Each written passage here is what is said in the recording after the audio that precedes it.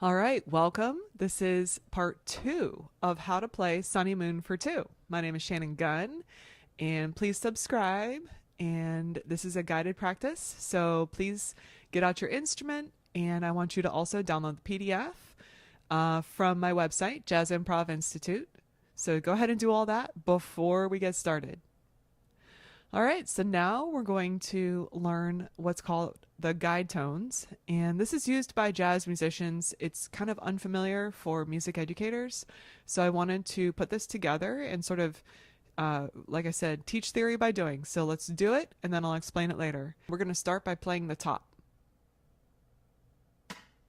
2, 1, 2, 3.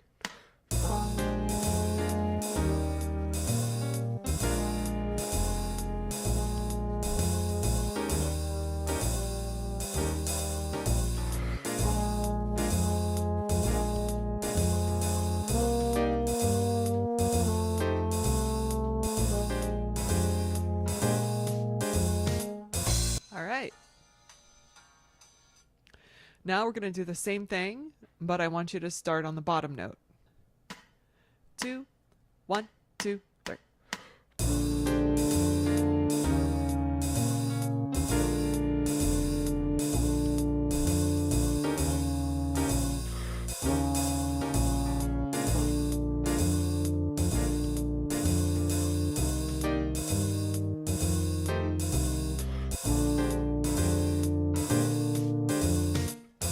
I want you to solo first while I play the guide tones. Then I will solo, then you play the guide tones. Then you solo, I play the guide tones. I solo, you play the guide tones. Here we go. And from the beginning, so there'll be 4 choruses total, 2 each for soloing, starting on the bottom with the guide tones. 2, 1, 2, 3.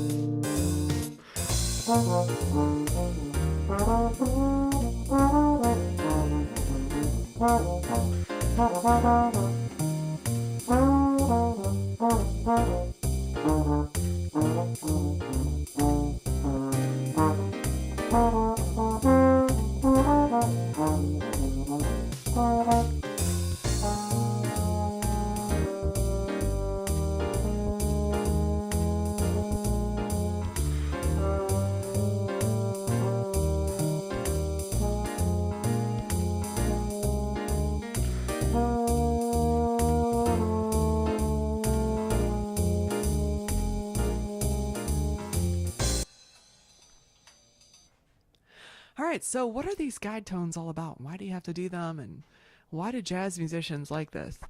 And then it's not really taught in music education, so this is why I wanted to do a video on it, and I'm going to continue to have this throughout all my series. And the reason is because there's 2 uses. Number 1, if you're playing, you want to hear these tones so that you can aim towards that in your ends of your phrases. So for instance, if you aim towards the 3rd or the 7th at the end of the phrase, that really sounds better. And then secondly, these are what are called also 2-note voicings, and they are like if you have a drummer who is moving over to piano for one song and they don't know what to play because it's just slash marks, play the 2-note voicings. All right, so how do we know what these are? Where does this come from? Everybody talks about it, but how do you even know? So guide tones are basically the money notes, or like the most important notes of the chord. And in jazz, those are usually the 3rd and the 7th. Now they could be altered, but generally speaking, this is kind of how we learn where to aim for in our solos. When you are determining or playing the guide tones of a song, start on either the 3rd or the 7th of the first chord, and then move as little as possible to the next chords, 3rd or 7th. For instance, we started on the 7th, which is an A flat concert for the B flat dominant 7 chord, B flat 7 chord, which is the first chord of the song. So we started on the 7th, and then the second chord of the song goes to an E flat concert, which is F for trumpet and C for alto. And so we went to, because the A flat concert, which is the 7th of the first chord, is not part of the second chord, we moved down just a half step to the 3rd of the second chord. Then we moved up a half step to the 7th of the 3rd chord, and we stayed on that. On the 5th measure, we moved down a half step to the 3rd. We stayed on that. And then we moved up a half step to the 7th on the 7th and 8th measure. 9th measure, the closest note to a C minor 7 concert, which is D for trumpet and I believe A for alto, was a B flat. So we moved up to the B flat, and then we moved down a half step to the 3rd of the F7 concert, which is G7 for trumpet and tenor, and D7 for alto and bari. So that is how we came up with it. And then you go down a half step for the last 2 measures. So that's how we came up with it. I went ahead and wrote it out so that you can learn it just by doing it. And then eventually you'll want to get to the point where you can just hear that as you're playing and also come up with it on the spot as a practice tool so that you don't sit around and do nothing while other people are taking solos. So this gives everybody something to do. You can pick the top or the bottom, and it also gives you something to aim for in your solos. If you're playing the wrong third, if you're playing a minor third instead of a major third, you'll hear it. So if you take multiple choruses while someone else is playing the guide tones, that can be very helpful to move towards those chords in terms of their minor or major functionality. So I hope this is helpful. And I'd like to go ahead and do another set of choruses now that you understand where these came from. You get to pick whether you want to play the top or the bottom note, but keep it consistent. And I also encourage you to get on the piano, and I want you to comp using these chordal tones as well. So let's just do this again. And this time, I want you to outline arpeggios, play the notes in between the arpeggios, see part 1 if you want help with that. And I want you to aim towards either the 3rd or the 7th at the end of every 4 measures. So end of every 4 measures, I want you to play either the 3rd or the 7th of the B flat 7 chord concert, which is C for trumpet, G for alto. And let's see how that goes. All right. So aiming towards the 3rd and 7th at the end of your phrases. And I want you to go first, and I'm going to start on the lower note, and then I'll probably switch to the upper note. And let's do 2 choruses each. So start with you, me, you, me. Here we go. 2, 1, 2, 3.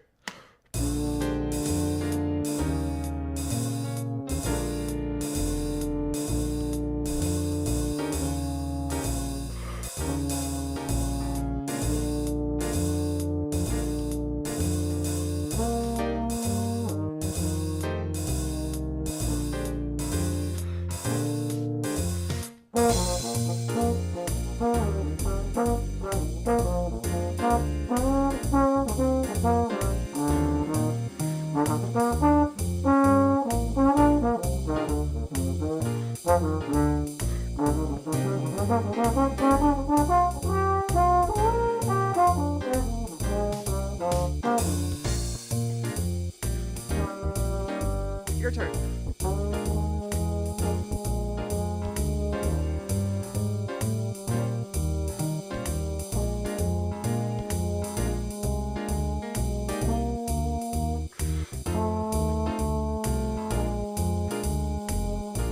My turn.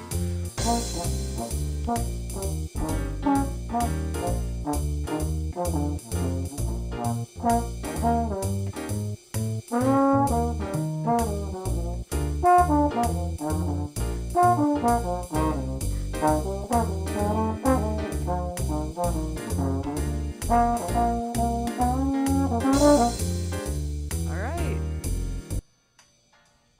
So that's just another thing to add to your playing skills. And once again, I highly encourage you to plunk that out on the piano as well.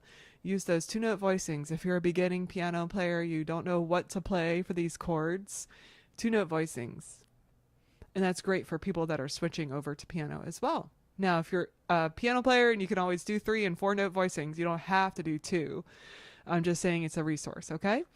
All right, well, I hope to hear your music. You can make videos, put it in the comments. I'd like to see what you do with it. And as always, please subscribe.